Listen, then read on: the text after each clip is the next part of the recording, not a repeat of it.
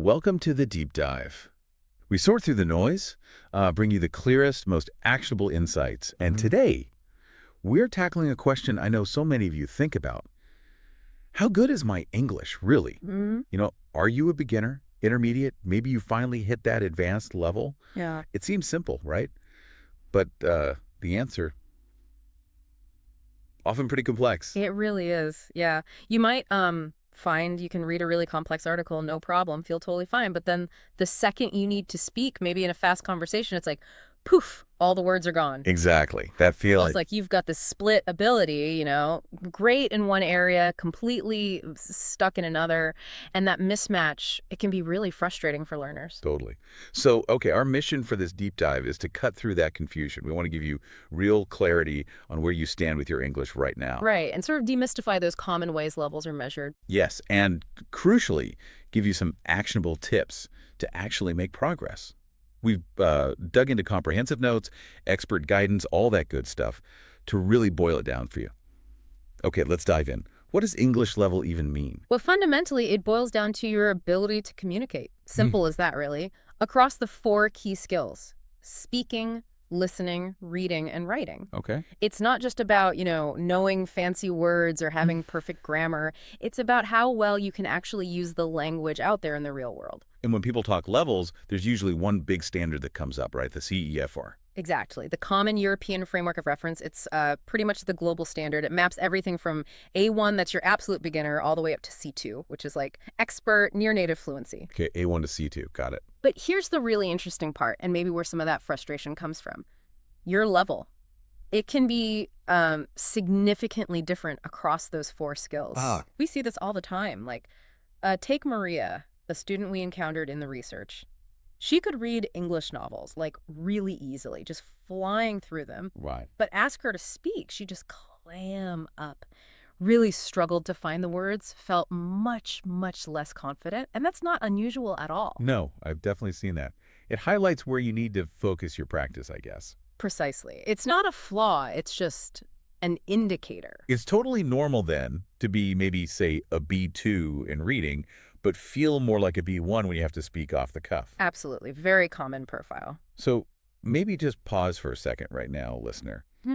Think about your own English. Which skill feels, kind of easy for you, and which one makes your palms sweat a little? Yeah, just acknowledging that is a huge first step. Okay, so how do you actually figure this out, practically speaking? I guess online tests are the obvious first stop for many. They are, and they're quick, right? They can give you a sort of basic snapshot, a starting point. But what's the catch? What do those free online tests not really tell you? Well, that's the crucial thing. They mostly check your grammar knowledge, maybe vocabulary, usually multiple choice. Right, passive knowledge. Exactly. They don't really measure if you can hold a natural conversation, understand fast speech in a noisy cafe.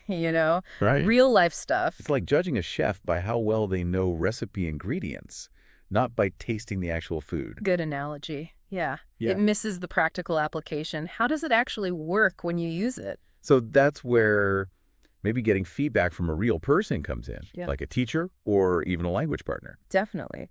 That's incredibly valuable. They can hear the nuances, see where you hesitate, give you feedback that's specific to you, something a quiz just can't do. Okay, but what if you don't have easy access to a teacher right now? Mm-hmm. Are there ways to sort of assess yourself? Yes, absolutely. There are some pretty effective self-assessment tricks. Here's one you could try, like right after listening to this. Okay. Record yourself.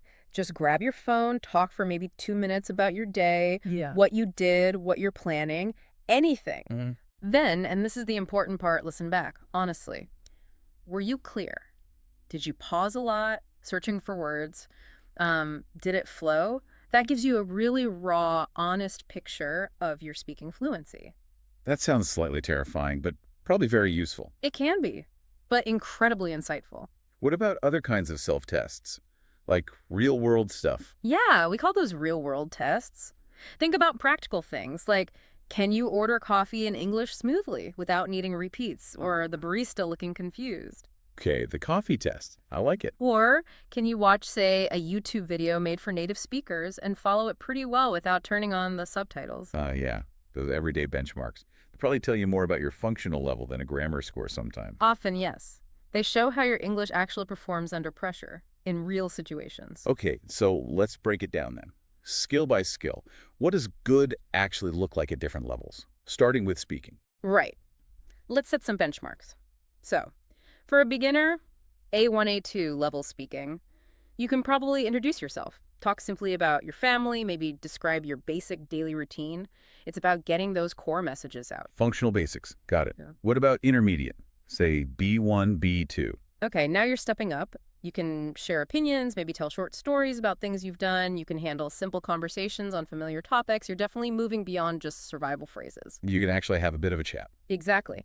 And then advanced, C1 or C2. Here, you can debate complex ideas, explain tricky concepts clearly. You start using idioms naturally, maybe even humor.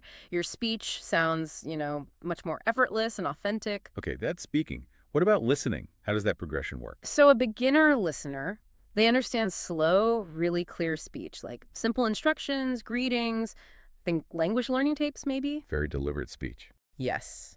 Now, an intermediate listener, they can follow everyday chats, they get the main points of news reports, maybe enjoy TV shows, possibly with subtitles just to catch the odd word or phrase. They're getting the gist. Right, but maybe not every single word. Not necessarily, but they understand the overall meaning. An advanced listener, though, they can handle fast speech, pick up on slang, understand different accents, British, American, Australian, pretty much without difficulty.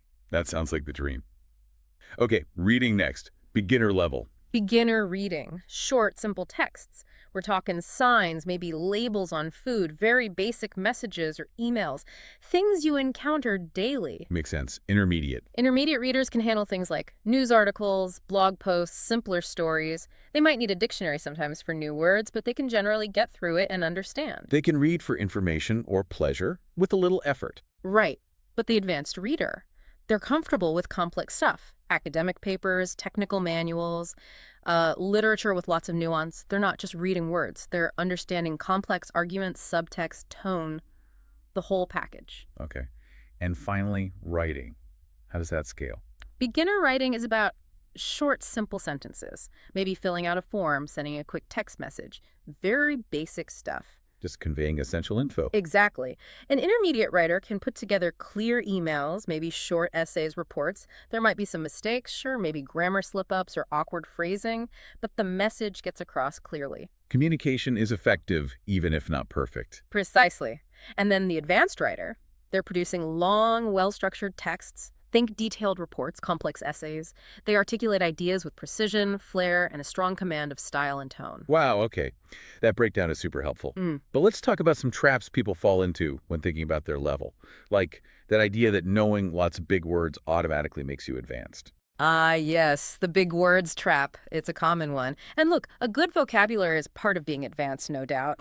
But just knowing the words isn't the point. It's about using them correctly, naturally, in the right situation. Can you actually deploy that fancy word without it sounding forced or, just wrong in context? Right, it's about usage, not just collection. Exactly. Focus less on just memorizing lists and more on using the language you have, even simple language, effectively. That's way more crucial. That ties into another big misconception, doesn't it? The idea that if you make mistakes, your English is somehow bad. Oh, definitely. That holds so many people back. This idea of perfection, Yeah. it's just not realistic. Even native speakers mess up.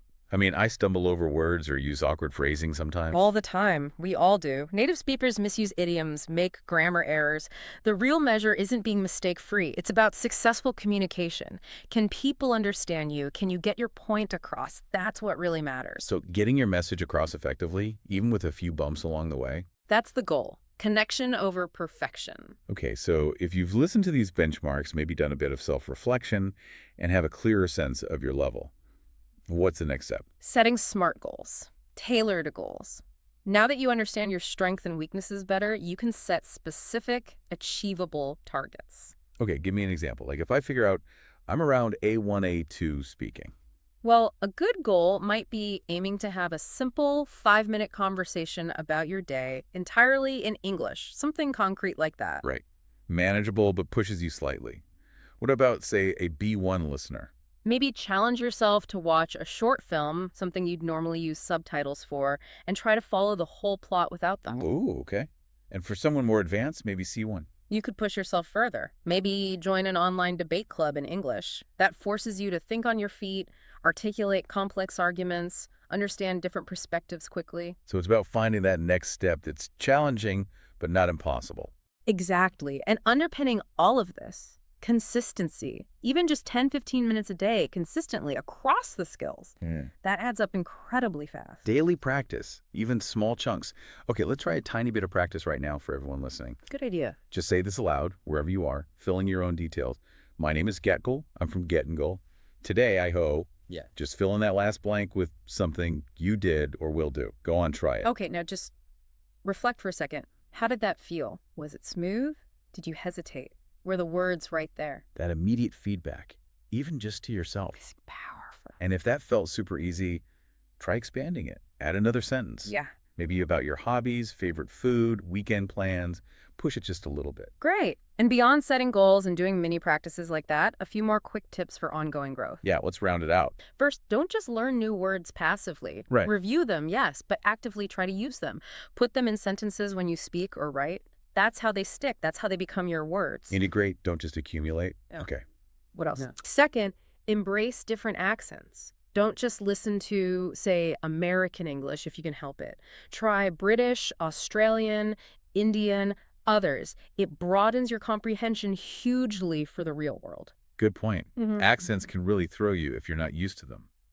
Third, and this is so important, speak even when you feel hesitant, even if you know you'll make mistakes. To get over the fear. Yes, mistakes are part of it. They're how you learn. The more you force yourself to retrieve words and build sentences out loud, the better you get. There's no shortcut for actually speaking. Okay, and one last one. Celebrate the small wins. Seriously, did you understand a song lyric you never got before? Did you navigate a phone call in English successfully? Acknowledge those moments. They keep you motivated. They show you're making progress step by step. Little victories add up. I like that. So just to wrap up our deep dive today, we've looked at what English level really means, those 4 skills in action. Right, and we talk about practical ways to actually figure out your level beyond just, those simple online tests. Looking at real-world tasks, self-assessment. And we broke down what beginner, intermediate, and advanced actually look like, skill by skill, and offered some strategies to set goals and keep improving. So we really hope you'll try that speaking challenge, or maybe look up an assessment, keeping the limitations in mind, of course, just to apply some of this. Because ultimately, While tests and scales like CEFR give you a snapshot, a useful label maybe, Yeah. true mastery isn't really about that letter or number, is it? no, it's more about the confidence. Yeah. Right. The confidence to actually communicate, to connect with people, to, thrive using English in whatever way you need to.